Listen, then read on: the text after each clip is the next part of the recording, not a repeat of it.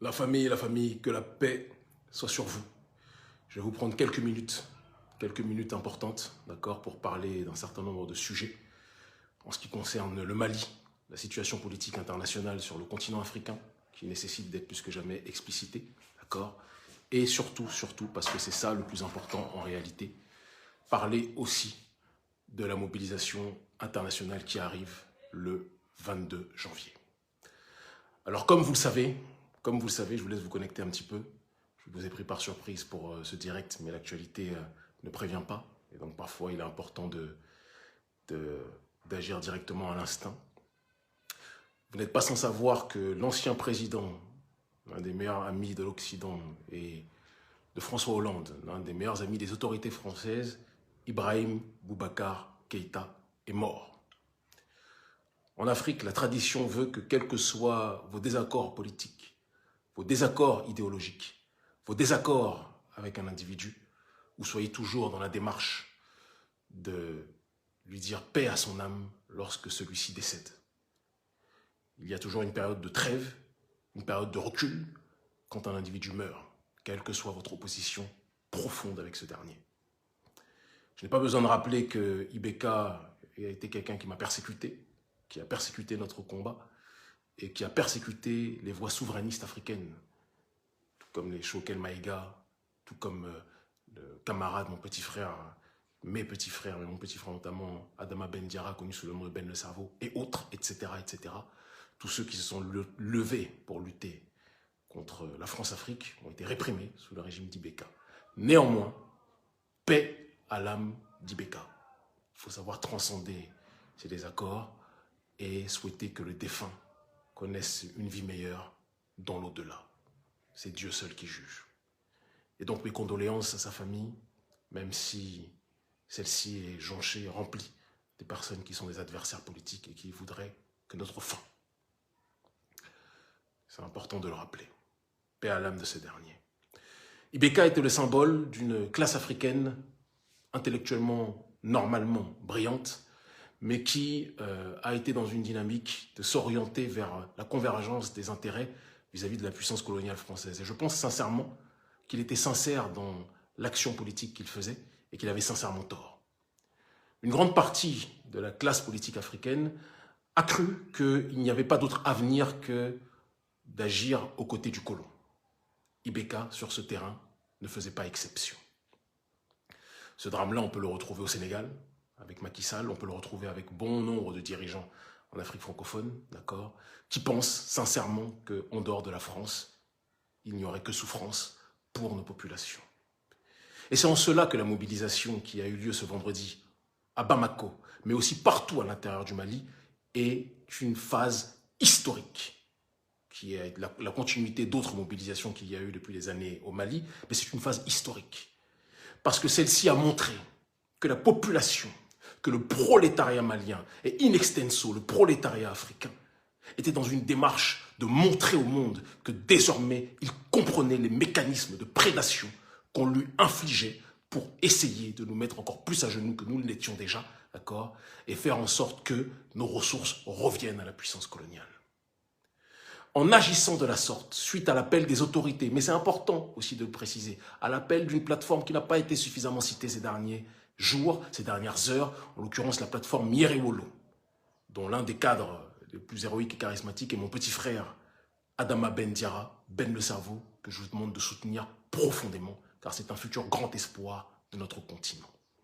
Parallèlement à celui-ci, il y a aussi un autre géant, il y en a plusieurs dans ce mouvement, Bassaro Silla, le président de l'ONG Agence panafricaniste, est l'un des cofondateurs de la plateforme Yerewolo, tout comme ma sœur, le diamant La Résistance, Amina Fofana, qui mène un travail honorable plus que jamais. Et tous ceux que je ne peux pas citer, ils ont mené un travail de fond pour mobiliser la population. Et sans cela, le pays n'aurait pas été rempli dans les rues de ces mobilisations, de ces actions pour contester l'arrogance occidentale, l'arrogance française, qui estime que lorsqu'elle claque des doigts, l'Africain doit japper comme un putois et doit suivre les désirs de la France et de l'Occident. En agissant de la sorte, la symbolique de cette mobilisation contre les sanctions infligées par la CEDEAO au détriment de la population malienne, cette symbolique nous renvoie à la réalité du ras-le-bol le plus profond, le plus total, qui existe à l'intérieur d'une grande partie de la population africaine vis-à-vis de nos élites les plus corrompues, vis-à-vis de nos élites les plus putréfiées, qui ont décidé de tourner le dos à la souveraineté populaire africaine. La plupart de nos dirigeants, la plupart de nos élites africaines, qu'elles soient politiques ou qu'elles soient intellectuelles, ont trahi les intérêts de notre population. Et aujourd'hui, lorsque l'on parle de la CEDEAO, on ne parle pas simplement d'une institution.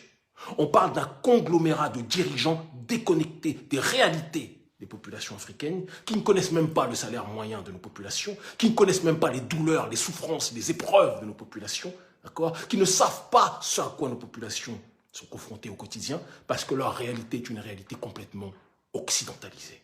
C'est de cette réalité dont on doit être capable de parler. Et lorsque donc le Mali, la rue, le prolétariat se mobilisent pour contester les sanctions de la CEDEAO et par extension de l'Occident, parce que sur ce terrain-là, la CEDEAO n'a été que le perroquet, que le reflet de ce que l'Occident voulait pour nous mettre à genoux. N'oublions pas les révélations du Premier ministre, honorable Premier ministre, un grand monsieur, Choguel Maïga, lorsqu'il rappelle que les militaires de Barkhane, les patrons de Barkhane ont dit que nous étions partis 100 ans du Mali et que nous allons revenir désormais pour 100 ans. La France est venue pour recoloniser cet espace parce qu'ils savent que les ressources qui sont là peuvent permettre à la France de maintenir son rang de puissance mondiale. Parce que sans l'Afrique, la France ne serait pas plus puissante que la Roumanie ou que des pays de ce style. C'est de cela dont il s'agit. Il faut qu'on soit capable de le rappeler. En agissant de cette façon, dans cette dichotomie entre le prolétariat le plus profond et l'hyperclasse africaine la plus corrompue, il y a des signes avant-coureurs de cette révolution qui vient, de cette insurrection qui vient, de cet orage africain dont parlait mon aîné Sylvestre Amoussou, et que nous préparons depuis des années, que nous travaillons depuis un certain temps sur le terrain pour que les consciences puissent s'élever et pour que nous puissions aller plus que jamais vers la voie de l'authentique et de la définitive souveraineté. Tous les prétextes qui ont été donnés pour justifier que le Mali, que les dirigeants maliens, oui, ne respectent pas le calendrier électoral, pourquoi l'Occident insiste autant? Parce qu'ils savent que ce jeu-là est un jeu truqué et qu'ils vont tout faire pour imposer, avec leur commission électorale, etc., un certain nombre de fraudes pour que leur candidat, qui servira les intérêts de l'oligarchie occidentale et par extension du sous-traitant local dans cette zone, puisqu'ils agissent par précaré colonial, la France, ils savent qu'à travers cette situation d'élection, ils pourront imposer leur candidat. Et c'est pour ça qu'ils insistent de cette façon. Mais la rue malienne a montré au monde qu'elle a compris ce qui se passe, qu'elle a compris que soutenir Assimi Goïta, c'était soutenir la souveraineté du Mali. Et montrer au monde que la souveraineté africaine était plus que jamais sur le retour. Oui, c'est de ça dont il s'agit. Et tant qu'on ne comprendra pas cela, on ne comprendra pas les choses dans leur profondeur, dans leur intégrité, dans leur intégralité et dans leur intensité la plus totale. Et c'est en ce sens-là que je dis à chacun de nos frères et sœurs qui sont installés un peu partout en Afrique francophone, mais aussi en Occident. Je sais qu'en Afrique francophone, les mobilisations dans les pays où les dirigeants sont opposés au Mali, les mobilisations sont difficiles, qui vont tout faire pour réprimer. Nous connaissons la chanson, combien de mobilisations, de manifestations ont été interdites. Nous le savons. Nous le savons. Nous le savons. Mais vous ne pouvez pas, nous ne pouvons pas, nous contenter d'applaudir la population malienne uniquement sur les réseaux sociaux, uniquement sur Internet. Il faut que, quelle que soit votre nationalité, quelle que soit votre classe sociale, quelle que soit votre religion, le samedi 22 janvier, que vous puissiez vous mobiliser devant les ambassades maliennes de vos pays, d'accord, pour ceux qui en auront le courage, l'intensité, ou des pays où vous voudrez, parce que l'Afrique est un seul pays en réalité, donc vous pouvez vous déplacer où vous voulez. Mais montrer au monde qu'aujourd'hui, l'Afrique dans sa globalité est malienne. Montrer au monde qu'aujourd'hui, l'état d'esprit malien est un état d'esprit qui nous bouleverse tous et qui nous pousse tous au déplacement. L'Algérie était la Mecque des révolutionnaires dans les années 60. Elle en a toujours des restes d'ailleurs sur un certain nombre de points. Aujourd'hui, en ce début du XXIe siècle, le Mali est la Mecque de la révolution panafricaniste. Et nous avons tous la responsabilité de soutenir ce pays.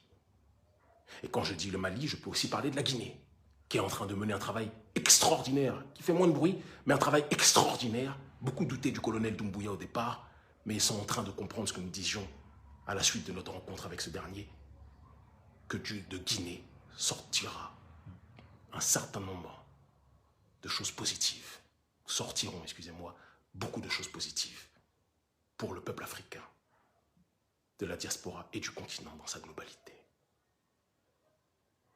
Peuple africain, je vous aime à en crever.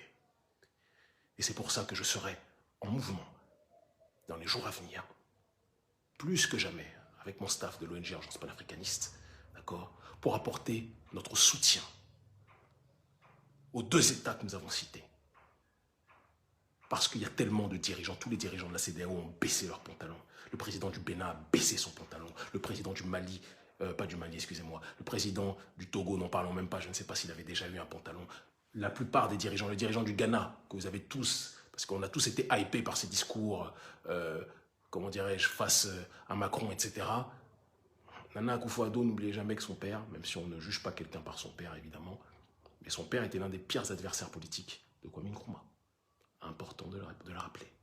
Et Nana Akufo-Addo a une politique ultra-néolibérale sur le continent africain et surtout au Ghana, à l'intérieur du Ghana. Important aussi de le rappeler. Ne soyez donc pas surpris qu'il suive les intérêts d'une élite occidentale sur certains points qui n'est pas en adéquation évidemment avec nos réalités. Mobilisons-nous le 22 janvier. Ceux qui le peuvent à Paris, à Bruxelles, ceux qui le peuvent au Niger, ceux qui le peuvent au Burkina Faso. On a entendu notre frère Bayala, d'accord, porte-parole de la Coupe ABF, appeler à la mobilisation. Au Niger, Omar Abdourahman, c'est l'occasion de se mobiliser. Tous ceux qui le peuvent, montrons notre responsabilité. Montrons notre responsabilité. L'Afrique tient sur nos épaules. Regardez l'audience que nous avons aujourd'hui. Le peuple n'écoute plus les politiciens corrompus.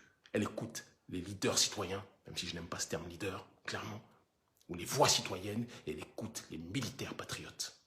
C'est l'Afrique de demain. Une Afrique qui va développer sa propre démocratie, qui va développer son propre schéma civilisationnel, qui ne sera pas coopté par qui que ce soit, si ce n'est par elle-même. L'Afrique libre ou la mort, nous vaincrons. Ils finiront par comprendre.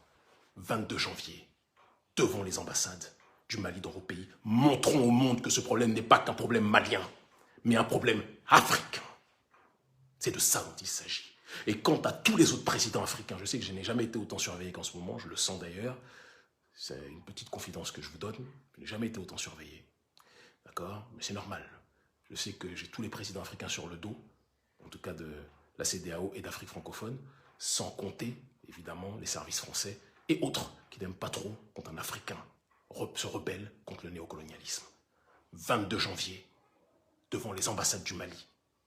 Et toute action, quelles que soient les divergences idéologiques qu'il peut y avoir entre certains Africains ou autres, peu importe, toute action qui va dans le sens de l'élévation de notre population ce jour-là sera une action qui ira dans le sens, plus que jamais, de faire bouger les lignes.